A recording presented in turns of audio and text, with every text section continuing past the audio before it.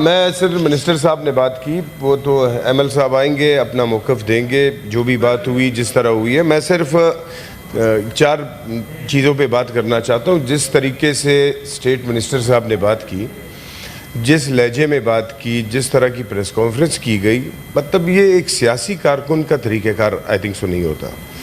अगर एक सियासी कारकुन होता है और स्टेट मिनिस्टर होता है, वो रिप्रेजेंटेटिव होता है एक जगह का, उसको एक बड़े अच्छे तरीके से, बड़े अच्छे, आपका पॉइंट ऑफ व्यू अलग होगा, हमारा शायद पॉइंट ऑफ व्यू अलग होगा, आप इख्तिलाफ कर सकते हैं, आप उस पर बात कर सकते हैं, उसे हम नहीं रोकते, लेकिन उस लहजे में बात करना, हमें तो सियासी अपने तरीक़ेकार से, तीसरा नस्ल है मेरा ANP में, हम हर डोल पे नाचने वाले लोग नहीं है कि कभी कहाँ घूमे किसी पार्टी में, कभी कहाँ घूमे, एक ही जगह पे रहे और हमारी तरबियत सियासी तौर पे हुई, हम सियासी जवाब देंगे। 4 चीज़ों की बात की इन्होंने, करप्शन पे बात की, अवामी नेशनल पार्टी की, जो कि अभी एमल वली साहब बात मुझे तो सुने, मैं भी मेंबर हूँ उसका, पार्टी का मेंबर हूँ, मैं बात करूंगा उस पर। वो हमारे पार्लियामेंट लीडर है, मरकजी सदर है, वो मौक़िफ़ देंगे। करप्शन पे बात की, जो 80 साल में सिर्फ हमारे 5 साल का टेन्योर आया था। दूसरे पॉइंट इन्होंने कहा कि कोई काउंसलर नहीं है, 3 सेनेटर ऐवान बाला में मौजूद है और काउंसलर को ढूंढ रहे कि काउंसलर तक नहीं जीत सकते।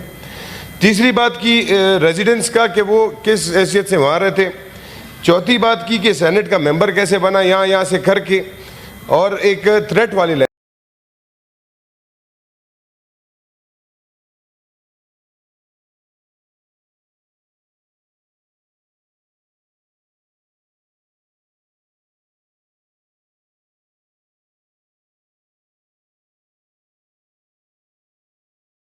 में बात की कि आइंदा ऐसे नहीं करें।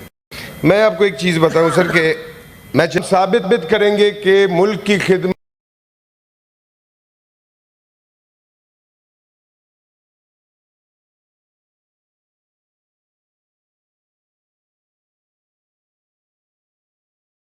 जमहूरियत के लिए कुर्बानी, जमहूरियत के लिए नुकसान हमने उठाया। सेनेट मेंबर, आप तो ऐसे बोल रहे थे जैसे आपने किया हो।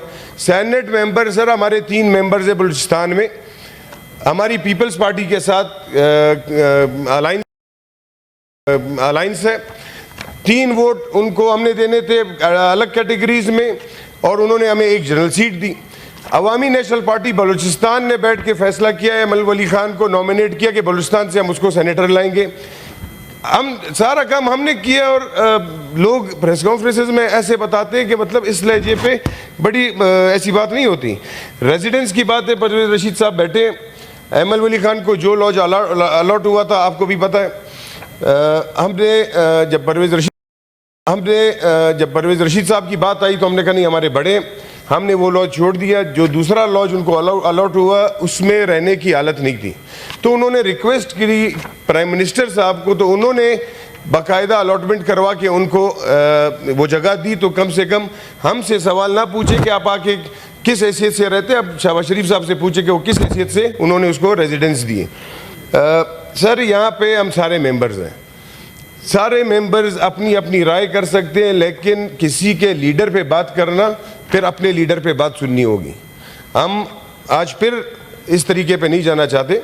हम तमाम मेंबर्स को कह रहे हैं कि अपने तरीके से, बड़े कूल माइंड से अपना मौक़िफ़ दें, इख्तिलाफ रखें हर बात से।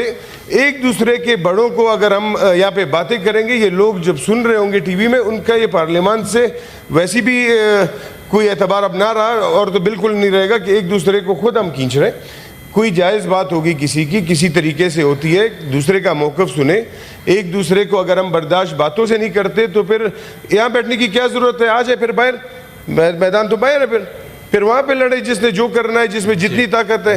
लोगों की सिक्योरिटी क्लोज करना, ये बहुत छोटे काम होते हैं, बड़े लोगों के साथ ये अच्छा नहीं लगता। बहुत शुक्रिया जी जी बड़ी में जी आप आज़म साहब, आप ज़रूर दुख दिया। वज़ीर आज़म साहब से जब बात हुई, एमल साहब अगर आज होते तो वो ख़ुद बात करके बताते कि जो उन्होंने कुछ बातें की थी वो फैक्चुअली दुरुस्त नहीं थी, उनकी वो गलतफहमी की वजह से हुआ। और बाकी ये सियासत में थोड़ा उतार चढ़ाव होता है। हम लोग इंशाअल्लाह अज़ीज़ इकट्ठे हैं, इकट्ठे रहेंगे, और यही असलूब है सियासत का। ये आपने जो बातें की हैं, सर आँखों पे चौधरी साहब भी बैठे हैं, मेरे छोटे भाई हैं। इंशाअल्लाह अज़ीज़ ये मामला यहीं पे ख़त्म है, इसमें कोई ऐसी बात नहीं है। सर, मैं अर्ज़ करूँगा, बिज़नेस है थोड़ा सा, प्राइवेट मेंबर डे है। मैं इसीलिए बार बार अर्ज कर रहा हूँ कि सरकार का कोई बिल नहीं है, मेंबर इसीलिए बैठे हुए सर वो ले ले, बाकी बातें उसके बाद भी कर लेंगे। जी ऐवान के मेहमानों के गैलरी में मौजूद Pakistan blind sports federation team को हम मेहमानों के गैलरी में खुशामदीद कहते हैं। और कामरान साहब आप बस उसके जी कामरान